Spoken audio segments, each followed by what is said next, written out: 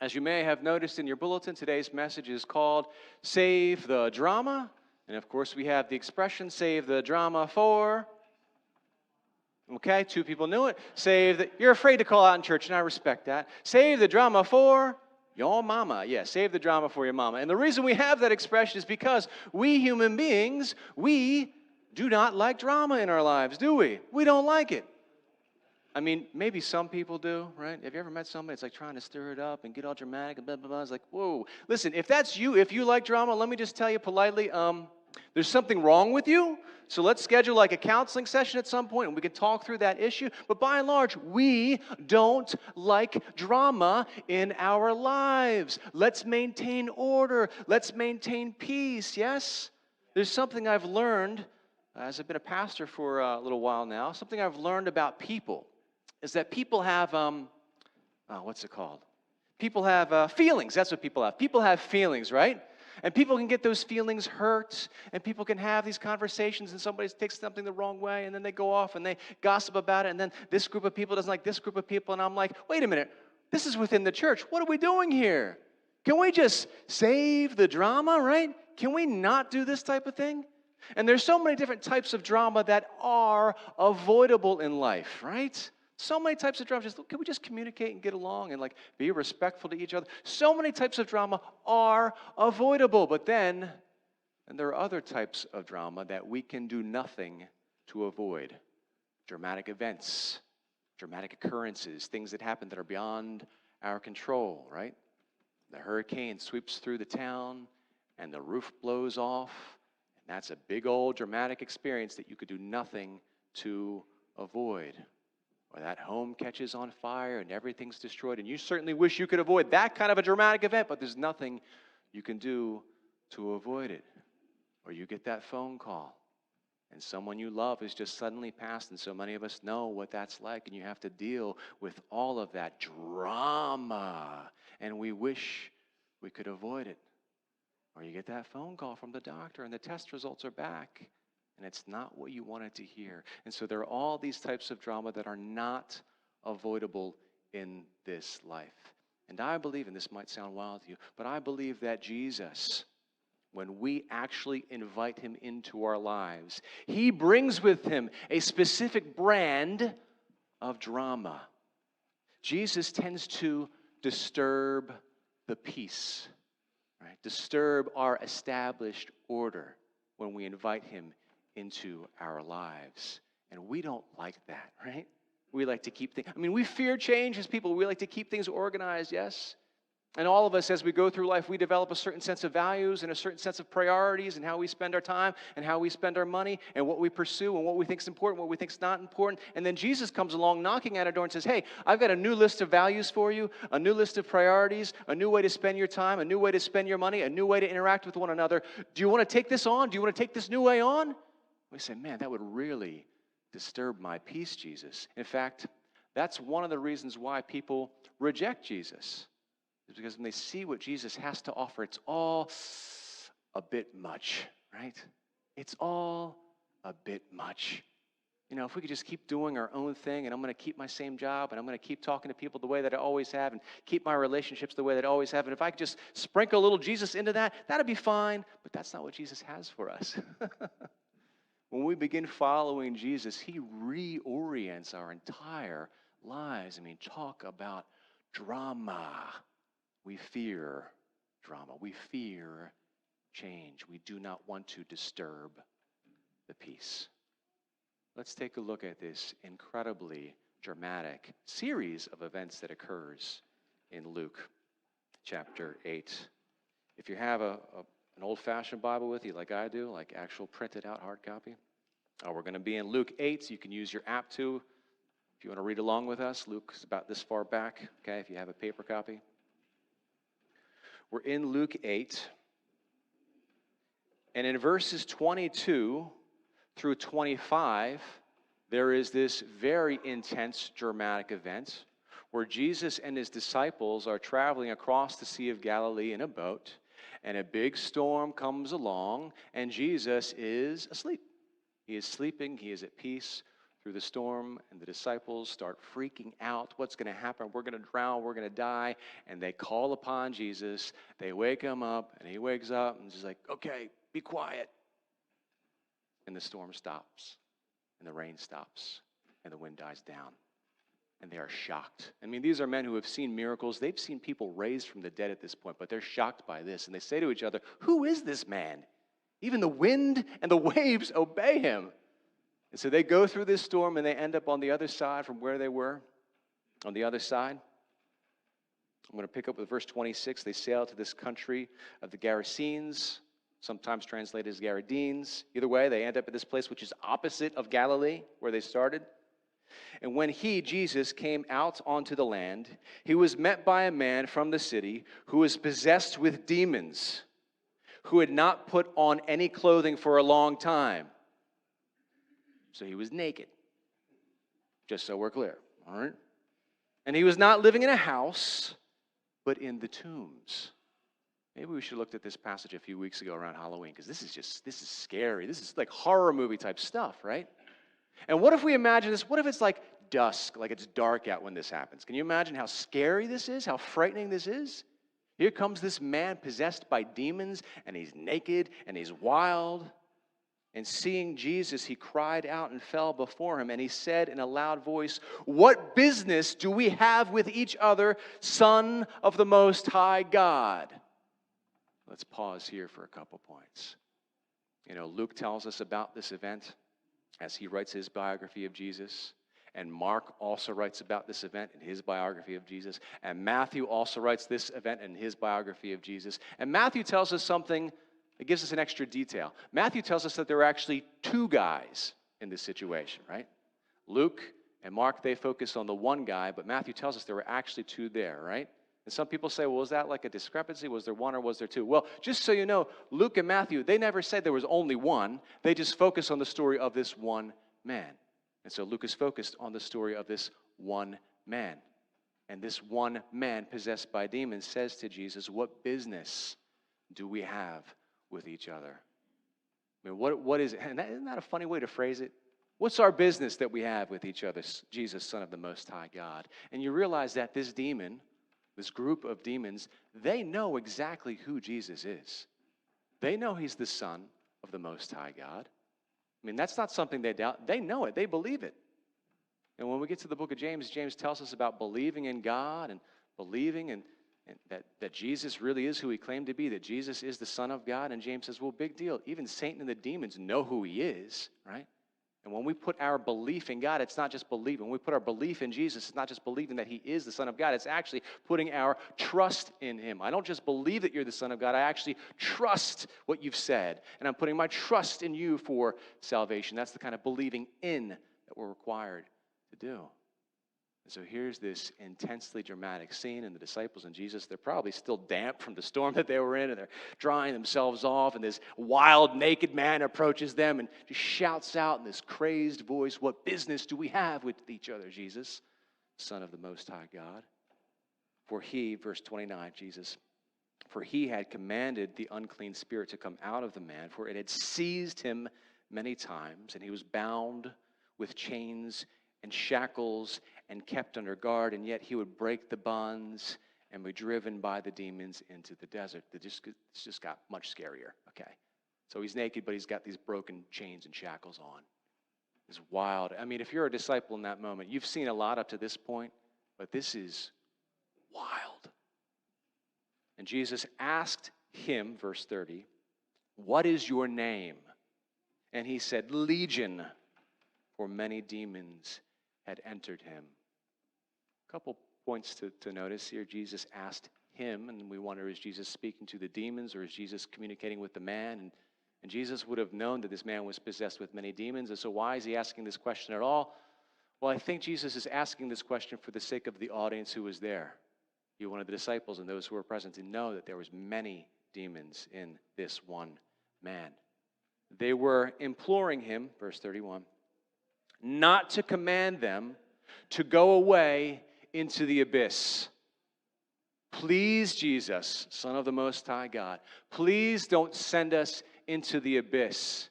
And Matthew's gospel points out that they say, don't torment us before the appointed time. So the demons know. The demons know there will be a day of reckoning, a day of punishment. They know this, and they say, please, not yet. Don't send us to the abyss. Now, we come across these terms in the New Testament. There's the term the abyss. Jesus used the term hell. We get to the book of Revelation, the lake of fire. Well, not all of these terms are the same thing. The term hell and lake of fire, they are synonymous. That is the final place of damnation and judgment, right?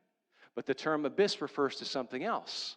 We read about the abyss in the book of Revelation. I know this is a bit much for a friendly Sunday morning, but we read about the abyss in the book of Revelation, that there is a time where Jesus comes back to this earth, that second coming. And when Jesus comes back, Satan and the demons, they are sent to the abyss. They are imprisoned there for a time, but not for forever. They're imprisoned there for 1,000 years. If you read the book of Revelation literally, that's a specific point of time. I believe it's literal. They're locked up there in this prison for 1,000 years. And then they're allowed to be released for a season. And then they are cast into that final place of damnation, hell, or the lake of fire. All right? I know it's a very brief way to explain something complicated. But anyway, the demons know there's going to be a time where they're sent to the abyss. They say, please don't send us there. We know who you are. We know what you're capable of. We recognize your authority. Please don't send us into the abyss. Now, there was a herd of many swine feeding there on the mountains, and the demons implored him to permit them to enter the swine, and he gave them permission. Jesus, please don't send us into the abyss, that place of being tormented. Don't send us there. Instead, let us be inside those swine. Send us into those swine. And Jesus permits it. Well, what's going on here? What is this? Is he showing mercy to demons? Oh, that doesn't seem right. What's going on here? Well, wait a minute. What about the fact that there are pigs there in the first place? I mean, this was the Jewish community. These were the Israelites, and they were still under the old covenant. They weren't supposed to have swine. They weren't supposed to be eating pork. Don't they know that? So why were pigs there in the first place, and what's going on with this? Now, you got to remember, these people, the Jews, they were the same people who gave Jesus such a hard time. Anytime he seemed to break one of the laws, he never broke any law. But they gave him such a hard time. You need to follow all of the old commandments, all of the Old Testament, all of the law of Moses. And here are a group of Jews raising swine. What's going on? Well, what we know from history is that some Jews did that very thing. They didn't eat it. They would raise the pigs. They would hire shepherds to tend to them, or not shepherds, but they would hire caretakers for the swine. And then they'd sell the pork to the Gentiles. In fact, here's your fun fact for this morning. This still happens. There are still Jews in the Holy Land that raise pigs, they don't touch them, and then they sell the pork to Gentiles. What kind of a loophole is this, right? And so Jesus is like, why are these pigs here? And the demons ask for permission to enter the pigs, and he grants it. Yeah, go ahead. Maybe Jesus is setting the stage for something even more dramatic to take place. The demons would rather indwell swine than be sent to the abyss. And as it turns out, the pigs would rather be dead than possessed by a demon.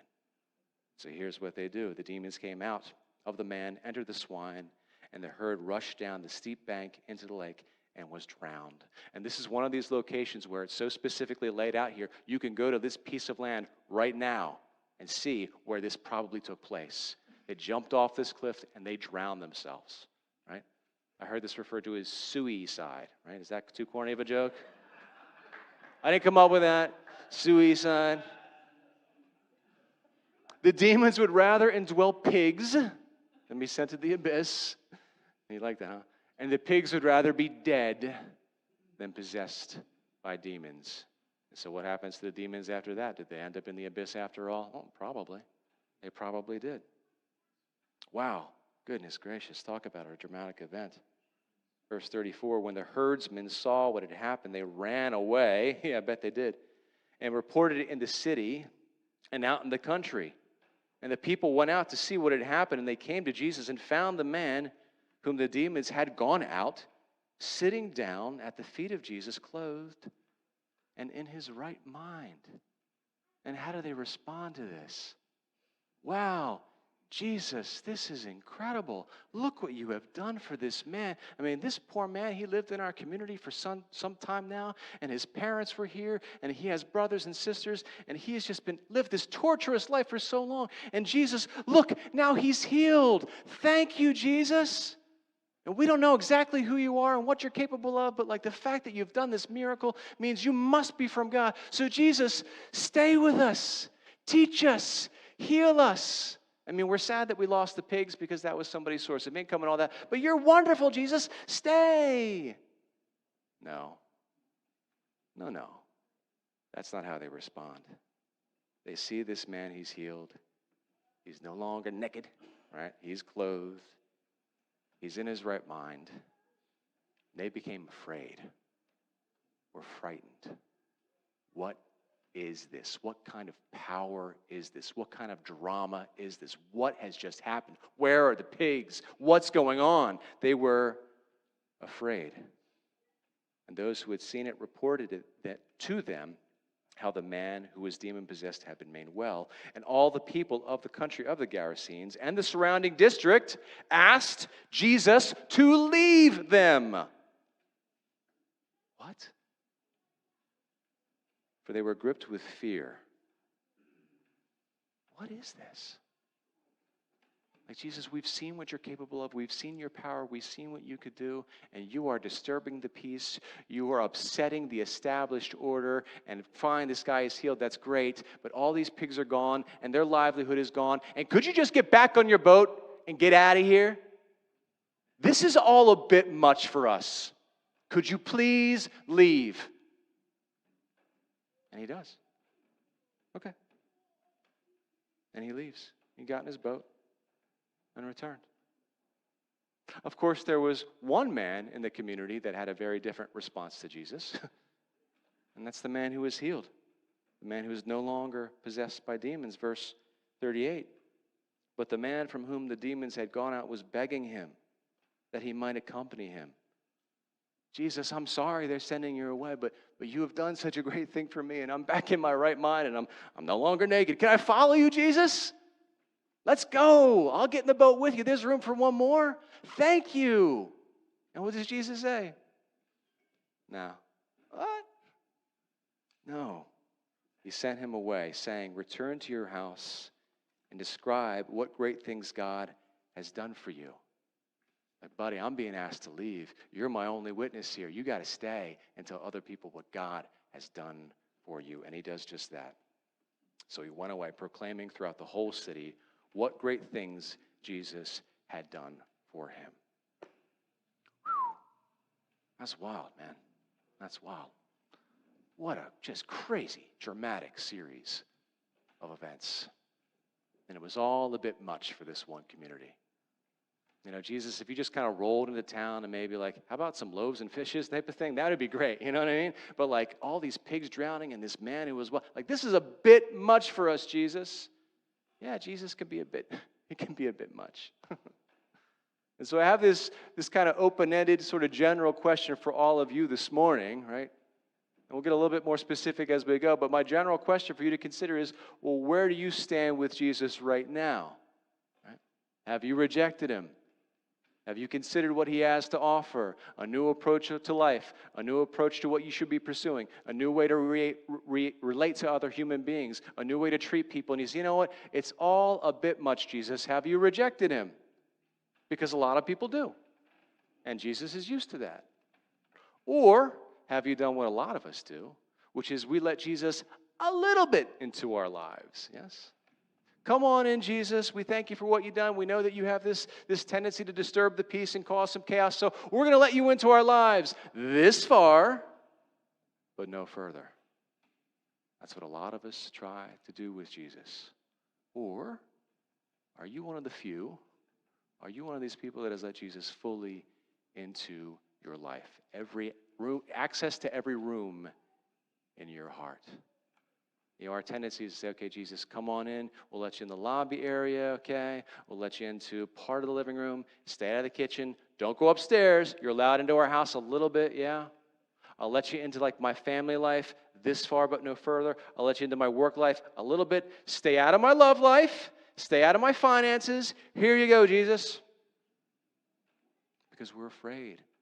What's Jesus going to do if he gets access to all the rooms? What kind of trouble is he going to stir up? What kind of drama will he create? I think it may have just been last week. We're talking about Jesus and how often he's rejected. And you notice this pattern. When Jesus is rejected, he never seems surprised by it. Like he knows that people will reject him. He never seems offended by it.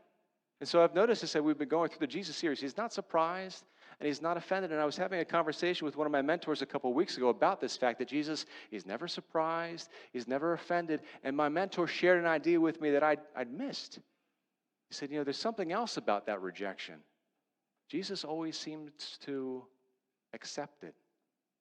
He doesn't fight back when he's rejected. And my mentor brought up, he just made me think about when Jesus is crucified. There's a man on either side of him, a criminal on either side, and one rejects and one accepts. And you don't see Jesus pleading, hey, please accept me. This is your last chance, dude. This is it. He accepts our decision. Now, please do not misinterpret. I am not suggesting that if you reject Jesus once, you never have a chance to receive him. Absolutely not. In fact, in the book of Revelation, Jesus paints this picture for us. He says, behold, I'm standing at your door and I'm knocking. And he just waits there patiently for us to open that door and let him in. And so I believe when we reject Jesus, he will accept that. I also believe that if we put boundaries on Jesus, that he'll respect those boundaries. Jesus, come into my family life, a little bit into my work life, stay out of my love life, stay out of my finances. I think he respects the boundaries that we put on him. I think he does. And so again, I'll ask you, where do you stand with Jesus? Have you received him in? And if so, how far have you received him into your life? Have you given him access to every one of those rooms? And if your answer is no, it's probably based on fear. And here's what I want to say to you today. Those fears are valid because Jesus will stir it up. He will bring hidden things to light. But here's the good news. When we invite Jesus fully into our lives, into every compartment, into every arena, do you know who ends up winning in that scenario? We do. When we give Jesus access to our whole selves, to all of our lives, then he can actually heal and restore every broken area of our lives. Yes, it's a bit much. Yes, there's a lot of drama. And yes, Jesus will disturb the peace. We got to let him. If we want to be healed and fully live into our purpose in this world, we have to give Jesus access, full access to our entire selves and our entire lives.